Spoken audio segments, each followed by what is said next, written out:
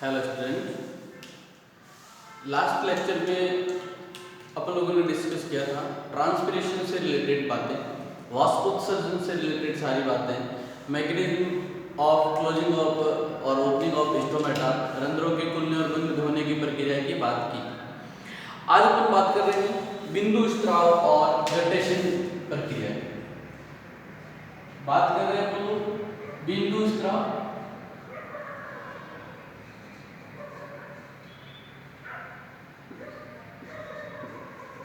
Guttation और bleeding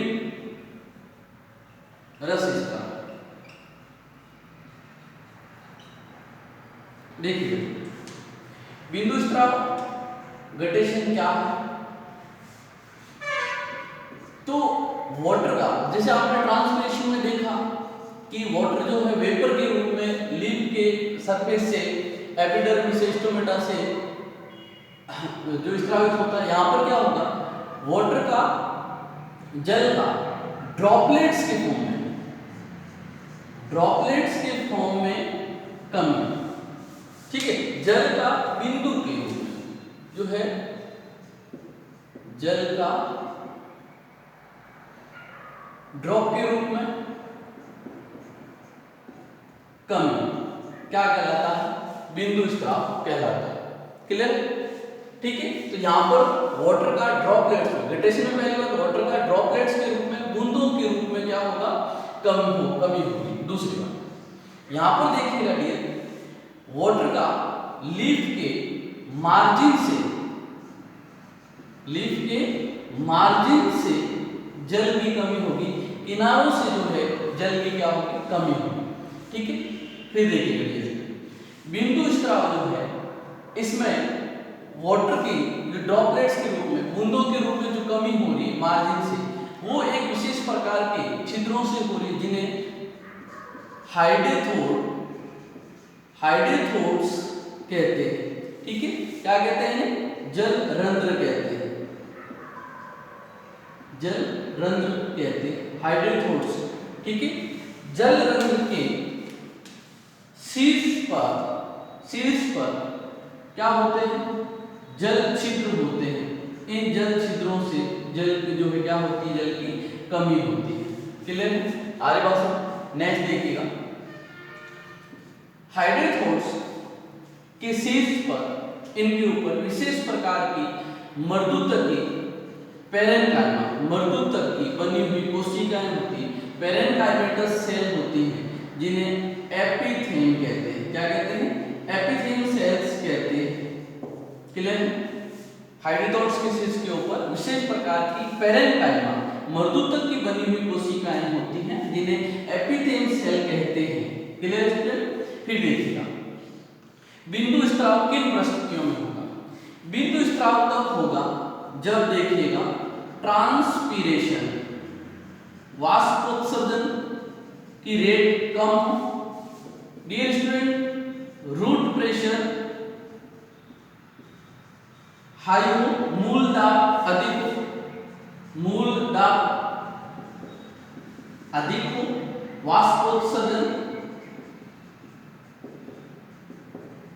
कम, ठीक है। और देखिएगा अगर मॉइस्चर, वातावरण में नमी, उस केस में जल का बूंदों के रूप में कमी होगी। क्लियर, मोस्टली सुबह के समय, मॉर्निंग के टाइम प्लांट की लीफ के ऊपर जो ड्रॉपलेट दिखाई देती है, वो क्या है, बिंदु स्त्राव है, गटेशन। क्लियर, एक बार वापस रिपीट कर देता हूं, गटेशन बिंदु स्त्राव क्या है, जल का बूंदों के रूप में कमी, ड्रॉपलेट्स के रूप में, जल की बूंदों के रूप में कमी कहां से होगी, पत्तियों की मार्जिन से होगी, किनारों से होगी। किनारों पर विशेष प्रकार के छिद्र होते हैं, जिन्हें जल रंध्र कहते हैं। जल रंध्र के शीर्ष पर जो छिद्र होते हैं उन्हें जल छिद्र कहते हैं, वाटर पोर कहते हैं। क्या कहते हैं, वाटर पोर कहते हैं। इनके जल रंध्र में विशेष प्रकार की कोशिकाएं, जिन्हें पैरेन्काइमेटस, मर्दूतक की कोशिकाएं होती हैं, जिन्हें एपिथेम सेल कहते हैं। क्या कहते हैं, एपिथेम सेल कहते हैं। क्लियर है, इस बात का जरा ध्यान रखना। दूसरा देखिएगा कब होगा गटेशन बिंदु स्त्राव, जब ट्रांसपिरेशन, वाष्पोत्सर्जन की दर कम हो, मूल दाब, वुड प्रेशर अधिक हो, मॉइस्चर वातावरण में नमी हो उस समय क्या होगा, जल की जो है बूंदों के रूप में कमी होगी। सामान्यतः मॉर्निंग के टाइम में, रात्रि के समय जो है क्या देखने को मिलता है, बिंदु स्राव देखने को मिलता है। क्लियर है? जैसे टोमेटो की बात कर ले, ग्रासेस की बात कर ले, तो इस प्रकार से बिंदु स्राव होता है। अब देखिएगा ब्लीडिंग क्या है, सुनना जरा।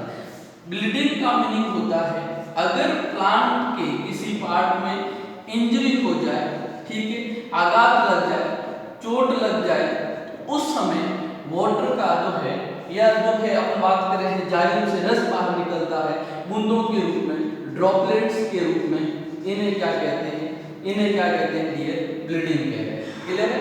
ब्लीडिंग में भी ड्रॉपलेट्स के फॉर्म में रस जल बाहर निकलेगा, लेकिन कब, जब प्लांट में किसी प्रकार की क्या हो चुकी है, इंजरी हो चुकी है, आघात लग चुका, तब जैसे या फिर किसी प्रकार का कट लग चुका है, तब जो है क्या होगा, प्लांट से ब्लीडिंग होगी, रस स्राव होगा। ठीक है, जैसे अपन बात करें डेट फार्म की बात करें, खजूर की बात करें इसमें, ठीक है, रबर की बात करें, हेयर ब्रेसलेट्स रबर की बात करें, क्लियर है?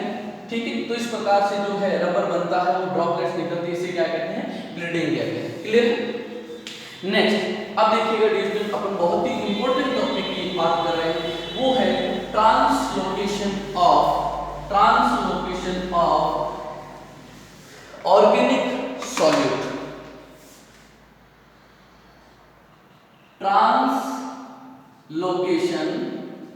ट्रांसलोकेशन ऑफ ऑर्गेनिक सॉल्यूट्स,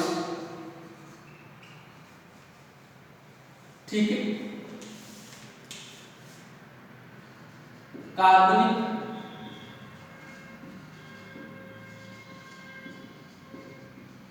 विलयन का अभिगमन या स्थानांतरण।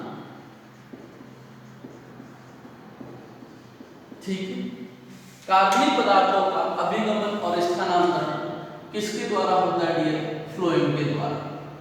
किसके द्वारा होता है, फ्लोएम के द्वारा होता है।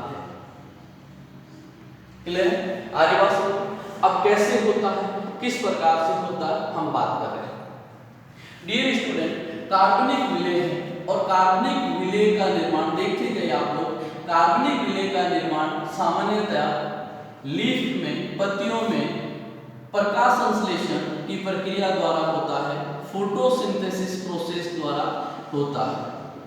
क्लियर? किसके द्वारा होता है, लीफ में प्रकाश संश्लेषण की प्रक्रिया द्वारा कार्बनिक विलय का निर्माण होता है। आगे बात समझ में? ठीक है, अब देखिएगा लीफ में प्रकाश संश्लेषण द्वारा कार्बनिक पदार्थों का निर्माण हुआ, तो लीफ को यहाँ पर क्या कहा जाता है, सोर्स कहा जाता है। क्या कहा जाता है, सोर्स कहा जाता है, स्रोत कहा जाता है। क्लियर? अब लीफ से, सुनना जरा, लीफ से जहां पर ये जो है कार्बनिक पदार्थों का निर्माण हुआ, वहां से पादप के विभिन्न भागों में, प्लांट पार्ट में ट्रांसलोकेट किया जाता है इन कार्बनिक पदार्थों को। क्लियर? ठीक है, तो जहां पर ट्रांसलोकेट किया जाता है, जहां पर स्टोरेज होता है इस जो है फूड का, खाद्य पदार्थों का, उसे क्या कहते हैं, सिंक कहते हैं। क्या कहते हैं डियर स्टूडेंट, देखिएगा ध्यान से, सिंक कहते हैं। हिंदी में लिखूं तो मैं इसे क्या कहते हैं, कुंड कहते हैं। क्लियर? क्या कहते हैं, कुंड कहते हैं।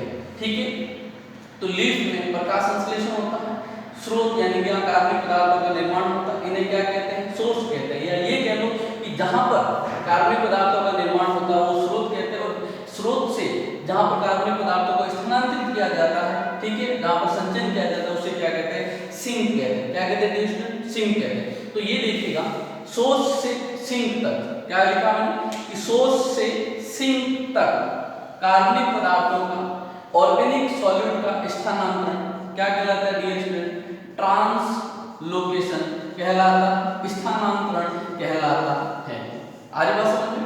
ठीक है, अब और देखिएगा कि कई बार क्या होता है, रूट के द्वारा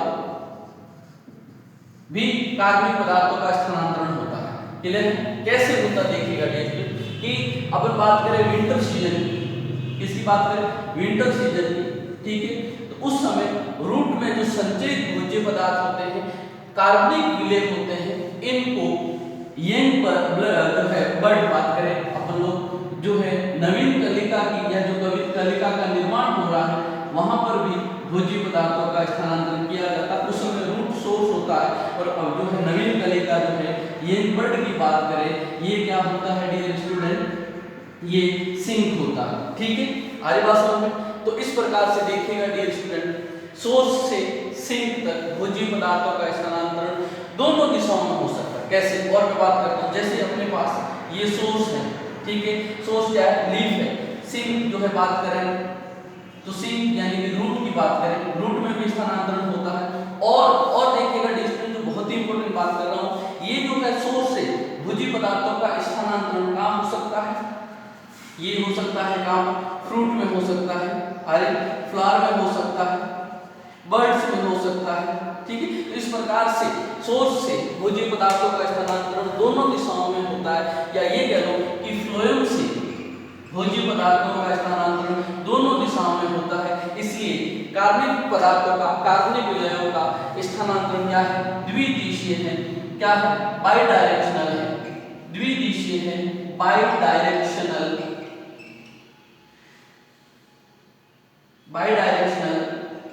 होता है। वेरी मोस्ट इंपोर्टेंट पॉइंट, आगे बात समझो, वेरी मोस्ट इंपोर्टेंट पॉइंट कि फ्लोएम से भोज्य पदार्थों का स्थानांतरण या फ्लोएम से कार्बनिक पदार्थों का स्थानांतरण या सोर्स से सिंक तक कार्बनिक पदार्थों का स्थानांतरण दोनों दिशाओं में होता है, बाई डायरेक्शनल होता है। ठीक है, नीट में आया हुआ क्वेश्चन है। आगे बात समझिए, इसको ध्यान रखें।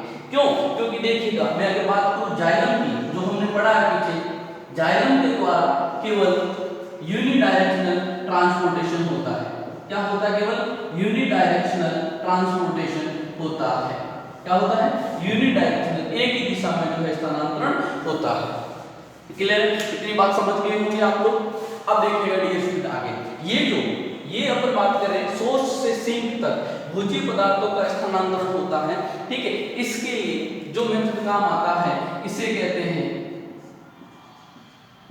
मास फ्लो हाइपोथेसिस, या ये कह दो बल्क फ्लो हाइपोथेसिस, दाब प्रवाह परिकल्पना।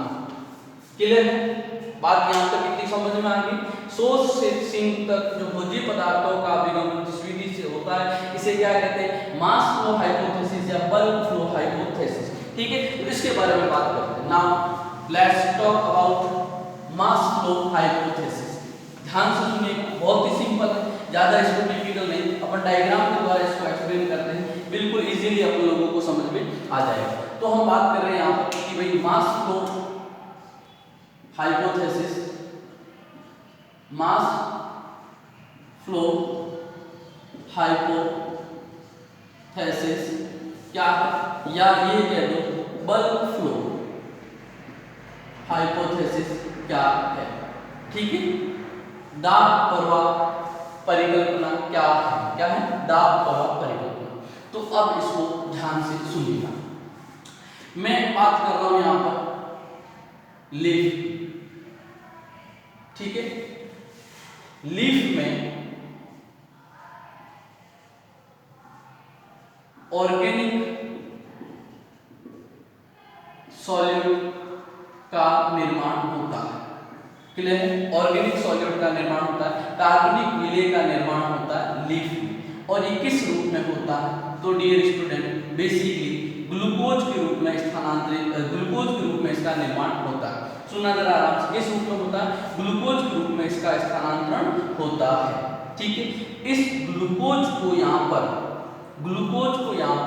सोर्स में, लीफ जो है यहाँ पर क्या है, स्रोत है, लीफ यहाँ पर क्या है, सोर्स है। इस बात को सुनिएगा जरा, यहाँ पर कार्बनिक पदार्थों का निर्माण ग्लूकोज के रूप में होता है। इस ग्लूकोज को यहाँ पर कन्वर्ट किया जाता है डाइसैकेराइड के फॉर्म में। किसमें कन्वर्ट किया जाता है, डाइसैकेराइड के रूप में कन्वर्ट किया जाता है। और ये डाइसैकेराइड कौन होता है, सुक्रोज। क्या होता है, सुक्रोज होता है। तो एक बात समझ में आ गई कि फ्लोएम के द्वारा भोज्य पदार्थों का स्थानांतरण किस रूप में होता है डियर स्टूडेंट, सुक्रोज के रूप में होगा। इंपॉर्टेंट पॉइंट, किस रूप में होगा, सुक्रोज में। और सुक्रोज किसका बना होता है आप जानते हैं, glucose plus fructose, glucose plus fructose दोनों मिलकर, इसलिए इसको डाइसैकेराइड बोला। क्या बोला डियर स्टूडेंट, डाइसैकेराइड बोला है। ठीक है, अब इस डाइसैकेराइड को कहां पर लोड किया जाएगा, इस डाइसैकेराइड को लोड किया जाएगा फ्लोएम में। किसमें किया जाएगा, फ्लोएम में लोड किया जाएगा। क्लियर है, फ्लोएम में यहाँ पर क्या होगी, इसकी लोडिंग होगी, डाला जाएगा। कहां पर, फ्लोएम की 40 नलिकाएं सील ट्यूब में, कहां पर 40 नलिकाएं सील ट्यूब में स्थानांतरित किया जाता है। क्लियर स्टूडेंट, अब देखिएगा जब फ्लोएम में इन कार्बनिक पदार्थों का स्थानांतरण किया जाता है, ठीक है, यहां पर एक और डायग्राम बना रहा हूं, साथ में देखिएगा जरा।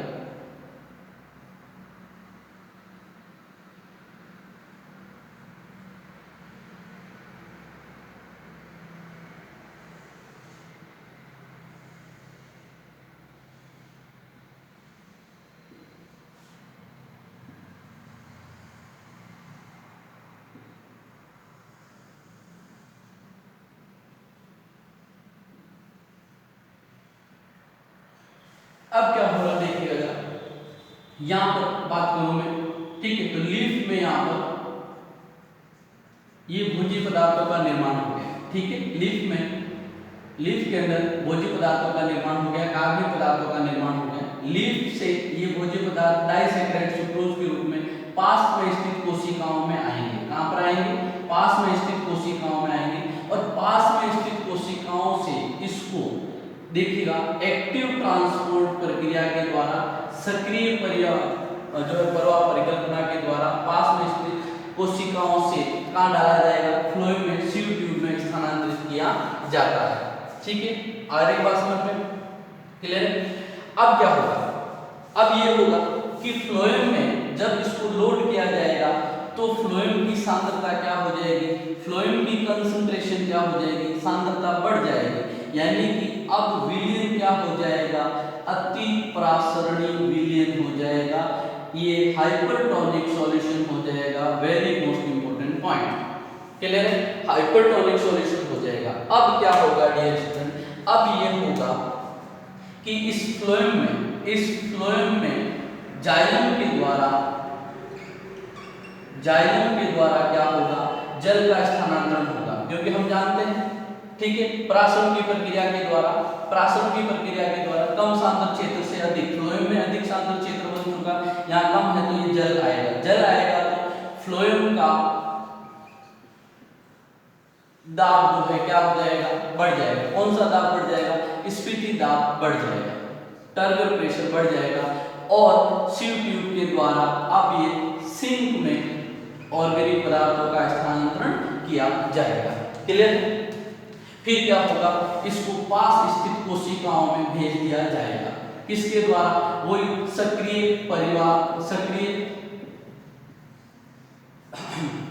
परिवहन के द्वारा, किसके द्वारा, सक्रिय परिवहन के द्वारा। तो अब सील ट्यूब की सांद्रता वापस क्या हो जाएगी, कम हो जाएगी, और जल वापस कहां चला जाएगा, जाइलम में चला जाएगा।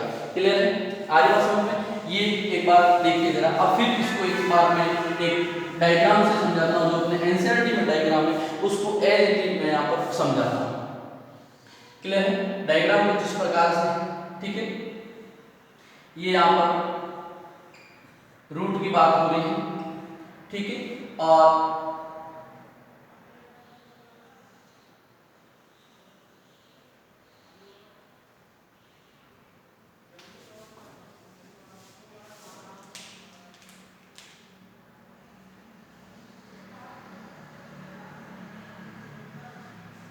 अब देखिएगा डियर स्टूडेंट क्या होगा, लीफ में हम बात ये कर रहे हैं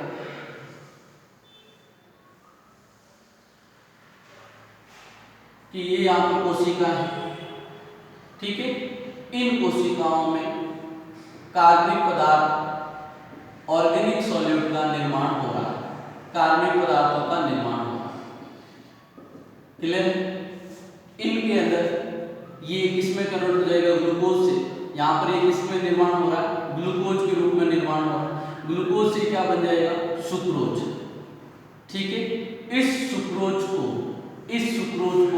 यहाँ पर फ्लोएम में, ये क्या है, ये है यहाँ पर फ्लोएम, और फ्लोएम की चालनी नलिका है सीव ट्यूब। ठीक है, समझना आराम से, सीव ट्यूब में चला जाएगा।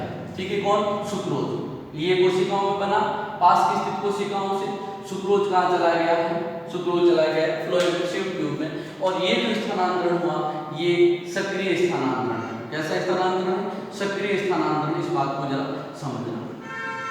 अब इस सीव ट्यूब की सांद्रता बढ़ गई, यानी कि कैसा हो गया, अति परासरणी विलयन हो गया। क्या हो गया, अति परासरणी विलयन हो गया। क्लियर, अति परासरणी विलयन होने से जाइलम से जल क्या करेगा, अंदर प्रवेश करेगा, कहाँ, फ्लोएम में, H2 प्रवेश करेगा। H2 प्रवेश करने से यहाँ पर स्फीति दाब क्या हो जाएगा, फ्लोएम का बढ़ जाएगा। स्फीति दाब क्या हो जाएगा, बढ़ जाएगा। और अब ये जो है रूट और अन्य पार्ट के अंदर क्या आ जाएगा, भोज्य पदार्थ का स्थानांतरण होगा। ठीक है, तो ये जड़ में जाएगा। जड़ के बाद जो है इनको वापस वही पास स्थित कोशिकाओं, अंगों और अपन कह रहे हैं ट्यूबर के अंदर क्या कर दिया जाएगा, स्थानांतरित कर दिया जाएगा। ठीक है, आर्य भाषण में ये फ्लोएम से वापस पास स्थित कोशिकाओं में कार्बनिक पदार्थों का स्थानांतरण हो जाएगा, ऑर्गेनिक सॉल्यूट का स्थानांतरण हो जाएगा। क्लियर है, तो अब क्या होगा, वापस इसका जो है, इसकी सांद्रता क्या हो जाएगी, इसकी सांद्रता क्या हो जाएगी, कम हो जाएगी। ठीक है, क्लियर है, सांद्रता क्या हो जाएगी, कम हो जाएगी। और कम होगी तो वापस जल जो है यहाँ से कहाँ चला जाएगा, पास में जाइलम के अंदर स्थानांतरित हो जाएगा। क्लियर, तो इस प्रकार से भोज्य पदार्थों का क्या होता, स्थानांतरण होता सोर्स से सिंक तक। क्लियर है, ठीक है, ये क्या कहलाता है, मास फ्लो हाइपोथेसिस कहलाता है। समझ गए इस बात को अच्छे से। ठीक है, ये बड़ा इंपॉर्टेंट पॉइंट है। ठीक है, अब देखिएगा हम बात करें कि किस प्रकार से, क्या वास्तव में फ्लोएम के द्वारा भोज्य पदार्थों का स्थानांतरण होता है। तो इसमें हम लोगों ने पहले डिस्कस कर दिया था, ग्रिडलिंग रिंगिंग एक्सपेरिमेंट। क्लियर है।